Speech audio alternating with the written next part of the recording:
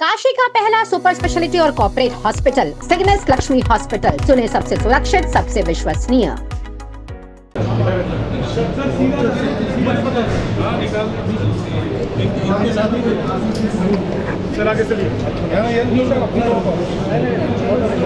इन्होंने ला दिया, ये दुशासन है।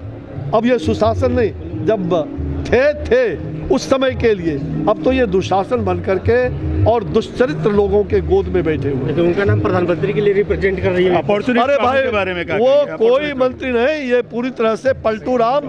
इस देश का कोई मंत्री प्रधानमंत्री तो छोड़ दीजिए, अब आने वाला भविष्य भी उनका वैसा ही होगा।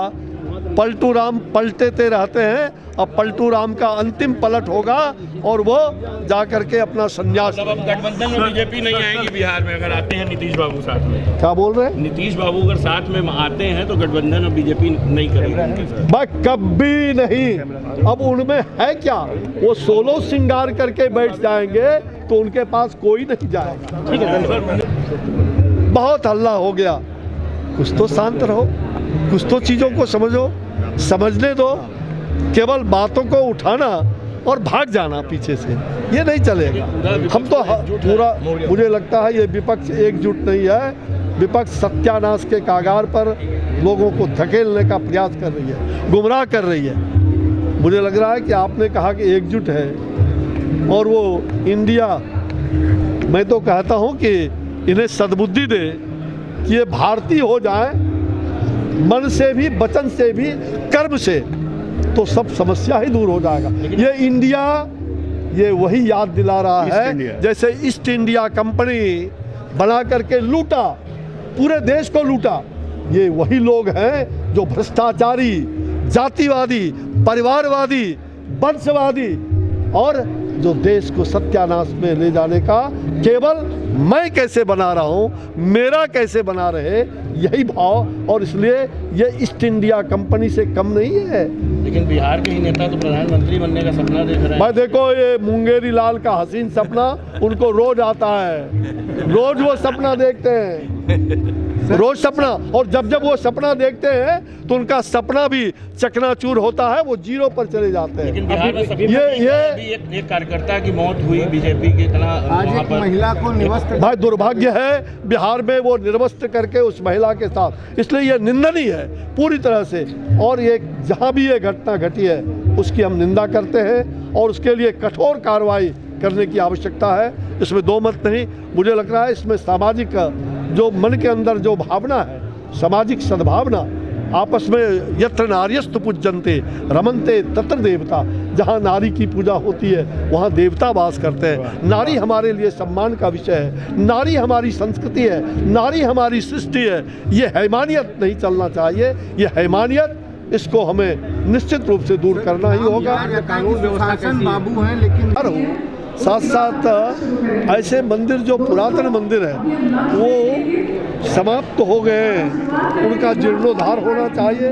एक दूसरे का मंदिर का सहयोग, सेवा का प्रकल्प, अनेक जो शिक्षा, स्वास्थ्य, अनेक बातें जो आज कही गई है परम पूज्य सरसंघ चालक जी मोहन भागवत जी के द्वारा, तो मुझे लगता है कि इसको सर्वसुलभ बनना, हर घर के अंदर चिंता करना। कहते हैं ना कि मन का मंदिर देवालय और तन का मंदिर शौचालय। स्वच्छता की बात भी करना, घर घर में हो शौचालय का निर्माण, तभी होगा लाडली बिटिया का कन्यादान। हमारी सरकार ने 9 करोड़ शौचालय बनाए, लेकिन आज मंदिरों के अंदर आप जाएं तो कई मंदिरों के बगल अगल में आपको दिखाई पड़ेगा वो दृश्य अच्छा नहीं। ये स्वच्छ भारत, स्वस्थ भारत के लिए आवश्यक है कि हमें अपने मंदिर परिसर के अंदर भी और मंदिर परिसर के बाहर भी हम शौचालय का उपयोग करें, अधिक से अधिक शौचालय जो बने हैं उसका उपयोग करें। मंदिरों को लेकर चर्चा हो रही है, काशी में इतना बड़ा आयोजन 3 दिन का हो रहा है। कल ज्ञानवापी को लेकर कोर्ट ने एक बड़ा निर्णय दिया है कि एक वैज्ञानिक सर्वे किया जाएगा, ASI को आदेश दिया गया है। क्या लग रहा है, राम मंदिर का ASI सर्वे होना और ज्ञानवापी का चीज़ें कुछ बदलेंगी? मुझे लगता है कि जो भी कोर्ट ने निर्णय दिया है कुछ सोच समझ के दिया है और मुझे विश्वास है कि कोर्ट के निर्णय जनभावनाओं का निश्चित रूप से कदर करेगा। और वैज्ञानिक सर्वे होता है तो वैज्ञान तो सब में है और वैज्ञानिक सर्वे अयोध्या की भूमि का भी हुआ वहाँ आपने देखा कि सब कुछ सिद्ध हुआ। मुझे लगता है कि हमारे सभी जो आस्था के प्रतीक हैं, निश्चित रूप से उसका ज्ञानव्यापी मंदिर जो है वो बनेगा, भविष्य में बहुत ही उज्जवल होगा। सब मिलके करेंगे, जैसे अयोध्या में श्री राम का मंदिर बना, यहाँ भी वो काम ज्ञानवापी जी का। सर मथुरा कितना दूर है? मणिपुर की सर मथुरा कब है? सर मणिपुर अभी नहीं, मथुरा बात कीजिए, मथुरा बात कीजिए, मंदिर है सर। मणिपुर की स्थिति जो चल रही है इस समय काफी तनावपूर्ण है, कोर्ट भी हस्तक्षेप कर रहा है, सरकार किस नजरिए से उसको देख रही, क्या है? तो देखिए, जो मणिपुर के अंदर जो हिंसा भड़की है उसमें निश्चित रूप से कुछ ऐसे लोग भी हैं जो हिंसा पर उतारू हैं। कुछ लोगों की समझ भी, आपस में समझ का भी कहीं ना कहीं अंतर है, और जब समझ लेंगे एक दूसरे को, एक दूसरों का भला कैसे हो, और एक दूसरे संप्रदाय, एक दूसरे जाति के लोगों के प्रति जो कलुषित भावना है उसको दूर करना होगा।